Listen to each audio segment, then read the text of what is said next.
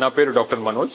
నేను శ్రీశ్రీ హోలిస్టిక్ హాస్పిటల్లో ఇంటర్వెన్షనల్ న్యూరాలజిస్ట్గా చేస్తున్నాను. హలో, నా పేరు డాక్టర్ సూర్యతేజ రెడ్డి. నేను శ్రీశ్రీ హోలిస్టిక్ హాస్పిటల్స్లో ఇంటర్వెన్షనల్ న్యూరో రేడియాలజిస్ట్గా వర్క్ చేస్తున్నాను.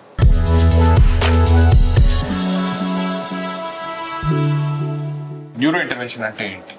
దీన్ని ఈజీగా ఎక్స్ప్లెయిన్ చేయాలంటే, ఇంతకుముందు కార్డియాలజిస్ట్ చేసేలాగా ఒక మనిషి బ్లడ్ వెజల్ నుంచి హార్ట్కి రీచ్ అయ్యి అక్కడున్న క్లాట్ని బయటికి తీయటం అనేది చేస్తూ ఉంటాం. ఇలానే న్యూరో ఇంటర్వెన్షన్ అంటే అలాంటి బ్లడ్ వెజల్ నుంచే వెళ్ళి బ్రెయిన్కి అవసరమైన ట్రీట్మెంట్ అందించడాన్ని న్యూరో ఇంటర్వెన్షన్ అంటాం. ఒక నార్మల్ న్యూరో సర్జరీకి కంపేర్ చేస్తే ఇందులో మనము ఇన్సిజన్ చేయటం లేదా స్కల్ని ఓపెన్ చేయటం అనేది లేకుండా ఒక పిన్ హోల్ ద్వారా బ్రెయిన్ని బ్లడ్ వెజల్గా రీచ్ అయ్యి అక్కడ వాళ్ళకి కావాల్సిన ట్రీట్మెంట్ని అందించడం అనేది జరుగుతుంది. ఈ న్యూరో ఇంటర్వెన్షన్స్లో మనం బ్రెయిన్ అండ్ స్పైనల్ కార్డ్కి సప్లై చేసే బ్లడ్ వెజల్స్కి రిలేటెడ్ వ్యాధులని ట్రీట్ చేస్తాం. బ్రెయిన్కి కామన్గా బ్లడ్ వెజల్స్ రిలేటెడ్ వచ్చే వ్యాధుల్లో 2 రకాల వ్యాధులు ఉంటాయి. ఒకటి ఇస్కిమిక్ స్ట్రోక్, రెండోది హెమరేజిక్ స్ట్రోక్. ఇస్కిమిక్ స్ట్రోక్ అంటే రక్తనాళం బ్లాక్ కావడం వల్ల బ్రెయిన్కి రక్త సరఫరా తగ్గిపోవడం వల్ల పేషెంట్కి పెరాలసిస్ రావడం కానీ, మొహం తేడా పోవడం కానీ, పేషెంట్ సడన్గా కోమాలోకి పోవడం కానీ, సడన్గా తన కంటి చూపు పోవడం కానీ, బ్యాలెన్స్ కోల్పోవడం కానీ అవుతుంటాయి. దీన్ని ఇస్కిమిక్ స్ట్రోక్ అంటారు. ఇది రక్తనాళాలు బ్లాక్ కావడం వల్ల వస్తుంది. రెండోది హెమరేజిక్ స్ట్రోక్. హెమరేజిక్ స్ట్రోక్ అంటే బ్రెయిన్లో బ్లీడింగ్ కావడం వల్ల వస్తుంది. ఈ బ్లీడింగ్లో చాలా రకాల బ్లీడ్స్ ఉంటాయి అండ్ చాలా కారణాలు కూడా ఉంటాయి ఈ బ్లీడ్స్కి. కామన్గా బ్రెయిన్లో బ్లీడింగ్ కారణం ఏంటంటే బీపీ ఎక్కువ అయ్యి పేషెంట్కి బ్లీడ్ కావడం. ఈ టైప్ ఆఫ్ బ్లీడ్ బ్రెయిన్లో కొన్ని స్పెసిఫిక్ ఏరియాస్లో వస్తుంది. ఇది కాకుండా బ్రెయిన్లో బ్లీడింగ్కి వేరే కారణాలు ఏముంటాయంటే అన్యూరిజం అంటారు. అన్యూరిజం అంటే రక్తనాళంలో ఎక్కడైనా వీక్ పాయింట్ ఫామ్ కావడం వల్ల అక్కడ ఒక చిన్న బుడగ ఫామ్ అవుతుంది.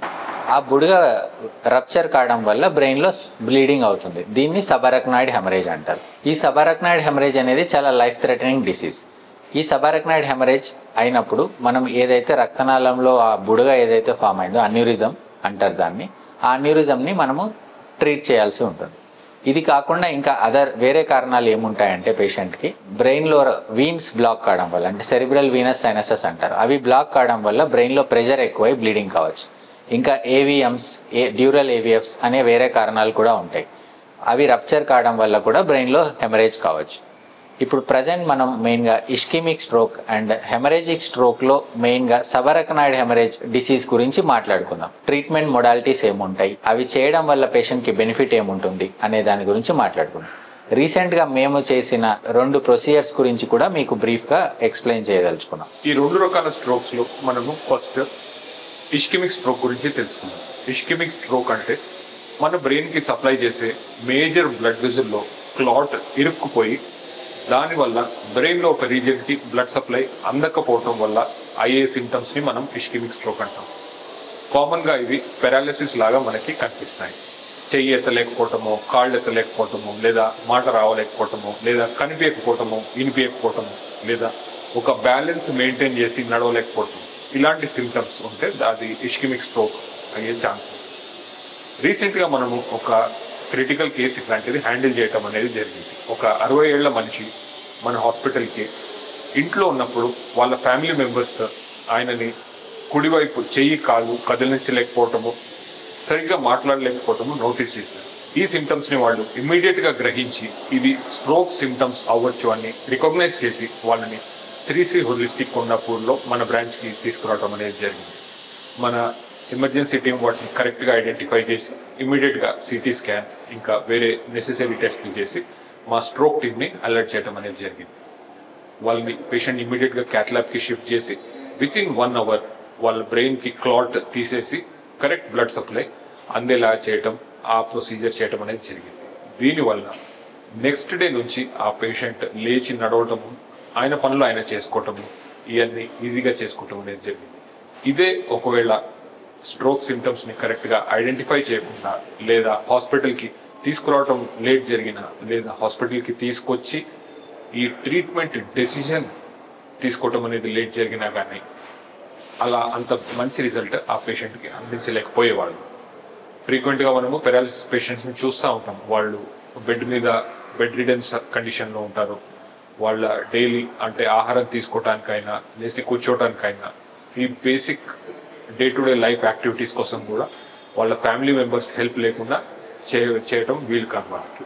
కానీ అదే పేషెంట్ని ఒకవేళ టైంకి సిమ్టమ్స్ వాళ్ళ ఫ్యామిలీ మెంబర్స్ ఐడెంటిఫై చేసి నియరెస్ట్ స్ట్రోక్ రెడీ సెంటర్కి తీసుకెళ్ళి వాళ్ళకి నెసెసరీ ట్రీట్మెంట్ అందించటం అనేది జరిగితే వాళ్ళు కంప్లీట్ రికవరీ అయ్యి వాళ్ళ ముందు జీవితాన్ని మంచిగా లీడ్ చేయడం అనేది జరుగుతుంది. ఈ పేషెంట్కి ఎమర్జెన్సీకి వచ్చిన వెంటనే మనం CT scan and city angiography చేసాం. సిటీ యాంజియోగ్రఫీ చేస్తే మనకు లెఫ్ట్ కెరోటిడ్ ఆర్టరీలో మేజర్ బ్లాక్ ఉండింది.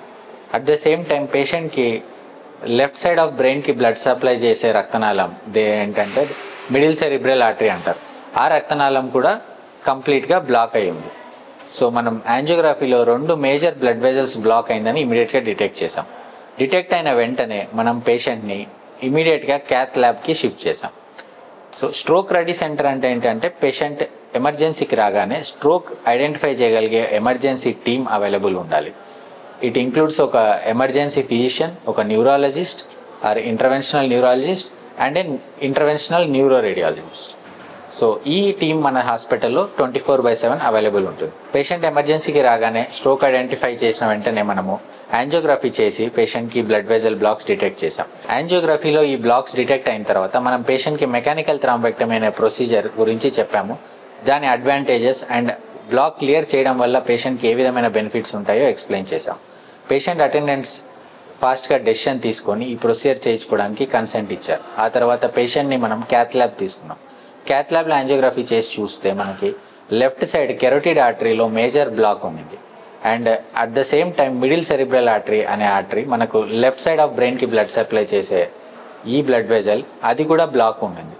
సో మనం ఫస్ట్ పైకి రీచ్ కావడానికి కింద కెరోటిడ్ బ్లాక్ని ఓపెన్ చేసుకొని మెదడులో ఉండే రక్తనాళమైన మిడిల్ సెరిబ్రల్ ఆర్టరీలోకి వెళ్ళి థ్రాంబెక్టమీ, మెకానికల్ థ్రాంబెక్టమీ అనే ప్రొసీజర్ చేసాం. థ్రాంబెక్టమీ చేసిన తర్వాత మిడిల్ సెరిబ్రల్ ఆర్టరీ కంప్లీట్గా ఓపెన్ అయిపోయి లెఫ్ట్ సైడ్ ఆఫ్ బ్రెయిన్కి బ్లడ్ సప్లై కంప్లీట్గా రీస్టోర్ అయింది. అది రీస్టోర్ అయిన తర్వాత మన కింద కూడా మేజర్ బ్లాక్ ఉంది కాబట్టి పేషెంట్కి కింద కూడా ఆ బ్లాక్ని క్లియర్ చేయడం కోసం స్టెంట్ వేసాం. ఈ రీస్టోర్ కావడం వల్ల మనం బ్రెయిన్ డ్యామేజ్ని చాలా వరకు ప్రివెంట్ చేయగలిగాం. పోస్ట్ ప్రొసీజర్ పేషెంట్ కంప్లీట్గా నార్మల్ రికవరీ అయిపోయారు. టోటల్గా తన పనులు తాను చేసుకోవడం, కాళ్ళు చేతులు కంప్లీట్గా నార్మల్గా కదల్చడం, నడవడం అన్నీ నార్మల్గా చేయగలిగారు. ఇదే స్ట్రోక్ ఒకవేళ పేషెంట్ అటెండెంట్స్ సిమ్టమ్స్ కనుక లేట్గా ఐడెంటిఫై చేసి హాస్పిటల్కి లేట్గా తీసుకొచ్చినట్లయితే ఈలోపు చాలా బ్రెయిన్ డ్యామేజ్ పెరిగే ఛాన్స్ ఉండేది.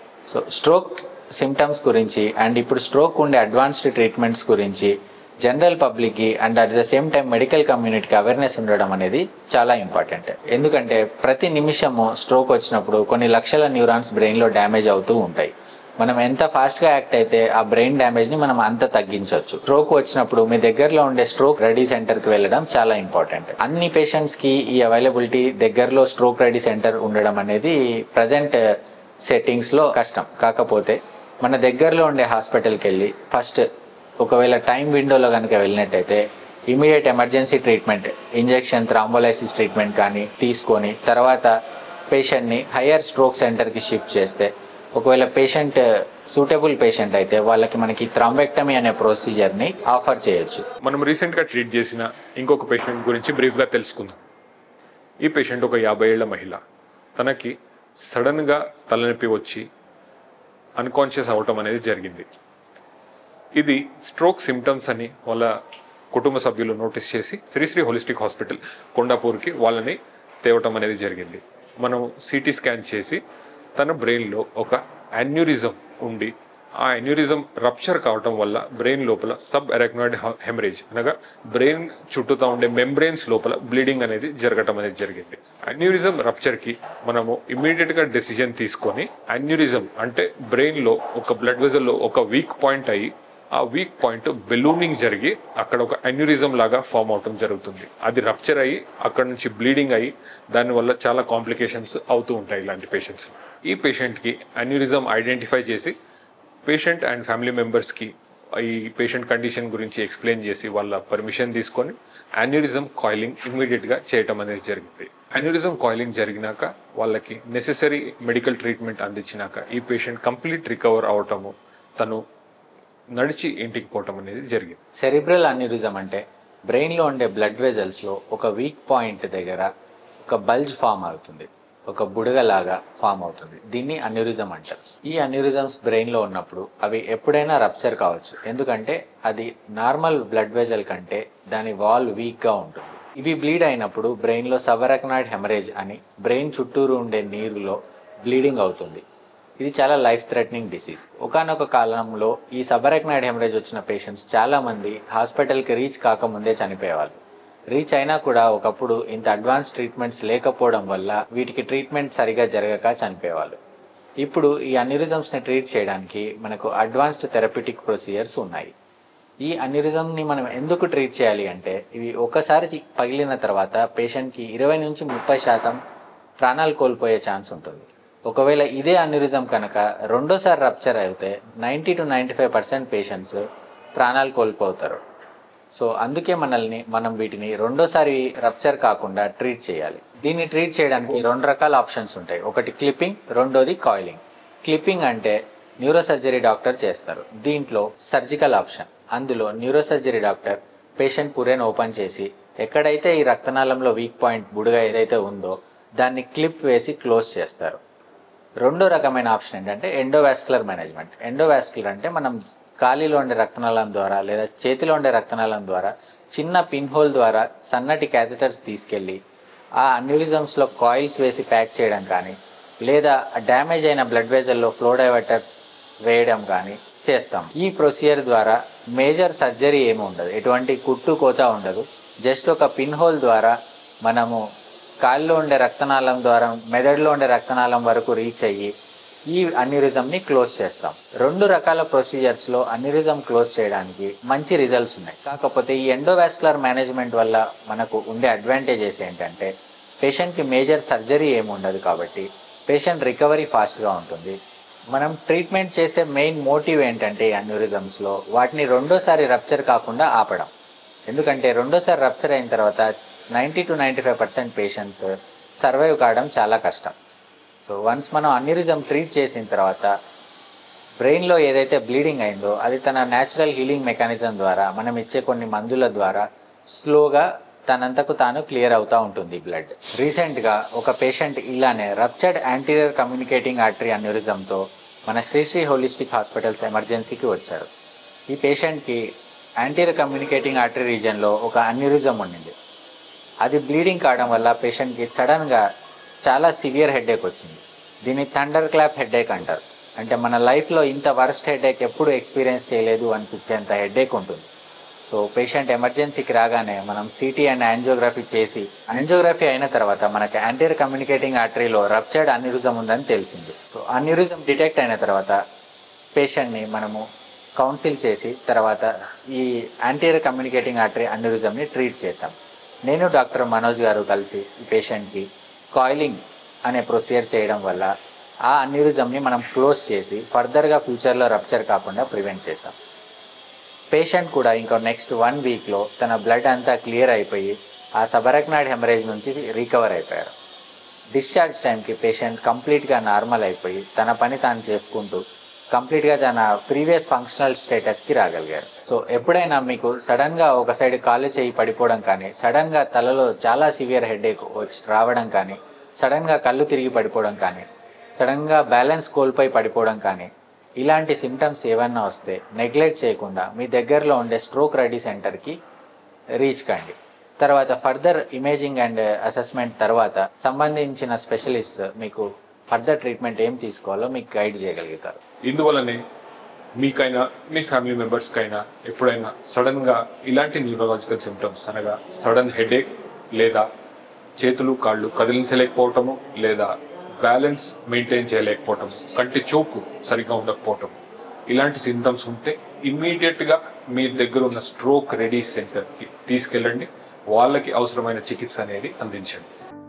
లైఫ్ స్టైల్ డిసీజెస్ అంటే బీపీ, షుగర్, కొలెస్ట్రాల్, హార్ట్ ప్రాబ్లంలు లేకపోతే కిడ్నీ ప్రాబ్లం, బ్రెయిన్ స్ట్రోక్ ఉన్నవాళ్ళు లైఫ్ లాంగ్ మెడిసిన్స్ వాడాలి.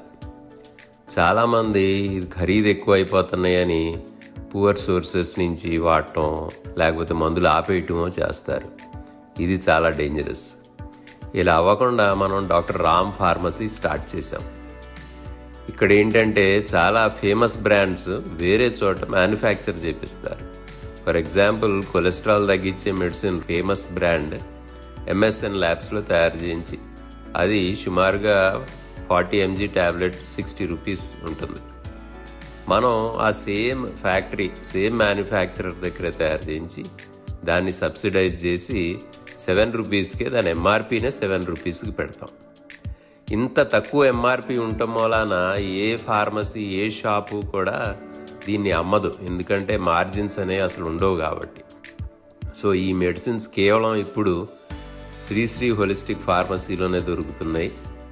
ఈ మీరు బల్క్లో కొనుక్కుని వాడచ్చు. త్వరగా మనం దీన్ని ఆన్లైన్ ఫెసిలిటీస్ కూడా స్టార్ట్ చేస్తాం.